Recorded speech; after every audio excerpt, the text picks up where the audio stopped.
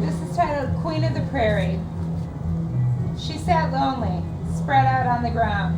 Her home was far, but not too far, a speck in the distance, close enough to see, far enough to forget. The summer sun was baking the grass, turning spots to yellow. The grass didn't matter, it was of no consequence. She was here for the sun and the pink cloud-like flowers. She hated the house, for even when it was stifling, his presence made it ice cold. So far from the prison of its walls, she was free to soak up the warmth, and the sun was generous. She called her flowers pink clouds, for that is what they resembled. Their true name was Queen of the Prairie. As she slowly picked the best blossoms, intertwined them into a crown, secured them under the bands of her pigtails, and wore them round her neck and wrists, that became her name too, Queen of the Prairie. For here she was queen, and she ruled all she saw, except for the speck of the house. He ruled that. He would always rule that. But she was no baby, no sniveling brat. She had not yet reached her magical teen years, but her sister had reached those teen years. They used to be queens of the prairie together, back when they shared the same secret. She supposed they still shared the secret, but only she was queen of the prairie now. Her sister became too old, too lucky, too busy at forgetting, at putting it all away, locked in a mental box with a hidden key.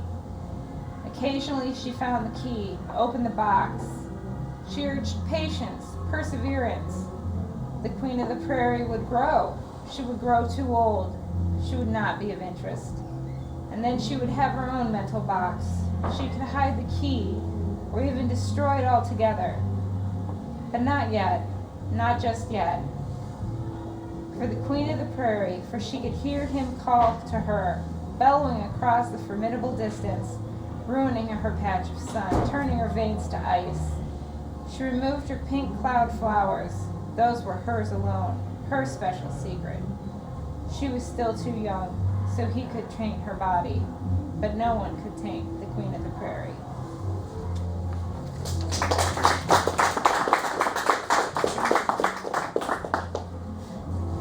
For those of you not familiar with Tales from the Wax Shack, I spent a week or so in the Robert Young Center, and it's a fabulous experience.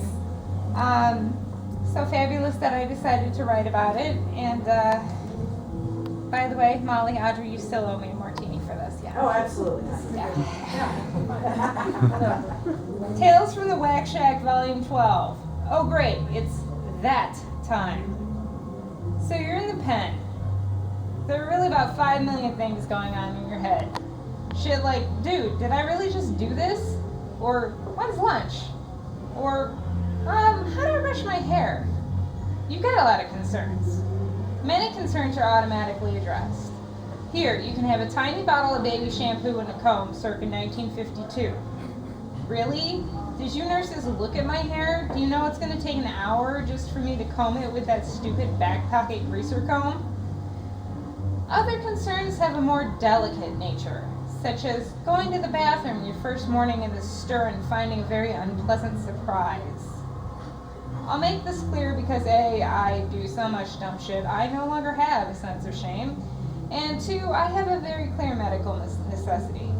I have an IUD, an intrauterine device that blocks any fertilized egg from attaching to the uterine wall. Why do I have said birth control when I don't have any chance of getting laid?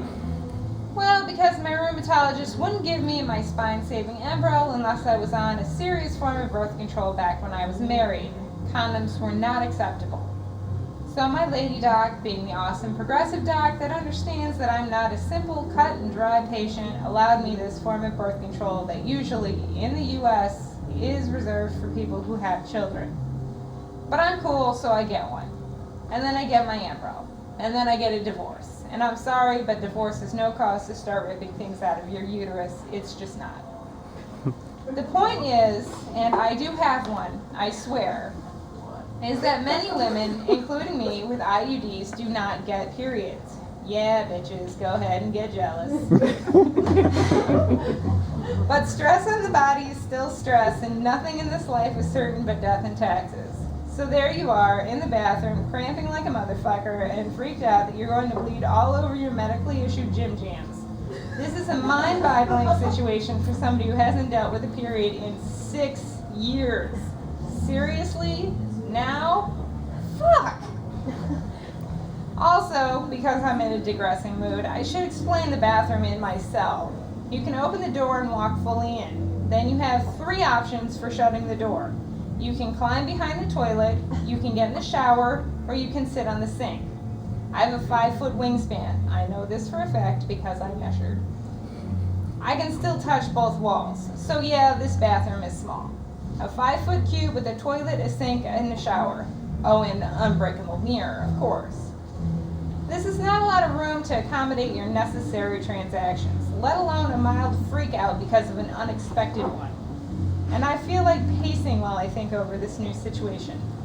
But that's no good because there's no room to pace in the bathroom.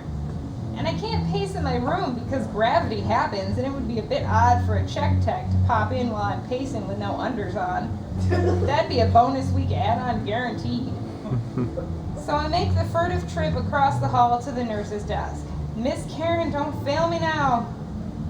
And there are supplies for this situation. There are, after all, a number of crazy women. But the supplies are kept at the other desk, on the other side of the line. So just go down there and ask. Huh? Now this is my own personal issue. At a junior high sleepover, I was scarred for life when a stain was discovered on my gym jams. I have never been comfortable with what the Victorians called crushing a flea in my petticoats ever since. So this is just a very awesome situation. I have to walk to the other side of the ward and beg supplies from some foreign nurse in hushed tones so as few people as possible will suspect that I, as a woman, actually menstruate. In response, I am handed a draconian-looking absorbent object, roughly the size of a cinder block, and appears as if it may have been able to save the Titanic. Having procured my count it, one pad, I try not to waddle back to my room. I also try and figure out the ways that tampon could be used to commit murder or suicide. Come up blank on death by tampon. But I don't make the rules here, I just suffer them.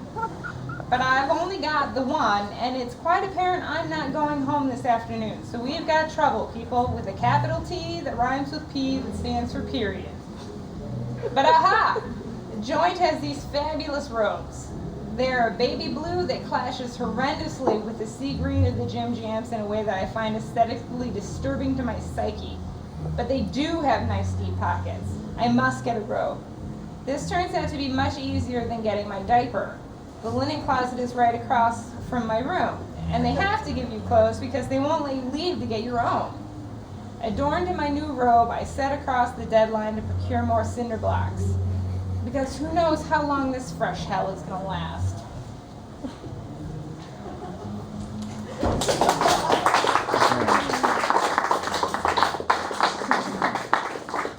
They're lucky I already had a couple martinis in me. All right. The last piece is titled Mom. And forgive me if I get a little weepy here. Mom, I'm 38. I've never had children. Ideally, looking back with 20/20 hindsight, I would have had them young. I would have been able to keep up with them even when I was married. I still would have been able to keep up, mostly. But my husband made the decision for both of us that I would not be having children. I divorced him. I wanted children.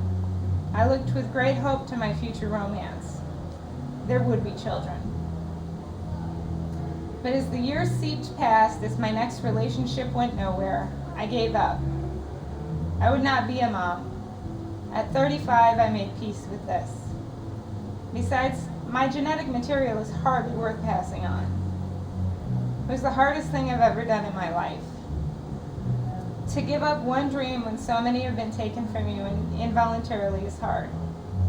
Once again, I was shedding tears for what would never be, the life that wasn't. But this time it was my own doing.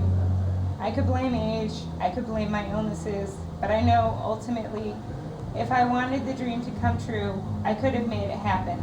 Instead, I killed it. My dream did not have to die. I murdered it. But then Jeremy came along. His wife had passed away after a lifelong illness, and he offered me the same unconditional love that he gave to her. I grabbed it with both hands and never let go. After all hopes had been dashed, long after all dreams had died, here came a new one. True love at long last. True love is such a cliche. I hesitate to use it, but I use it in a different way. It's not the falling instantly head over heels that we all think of.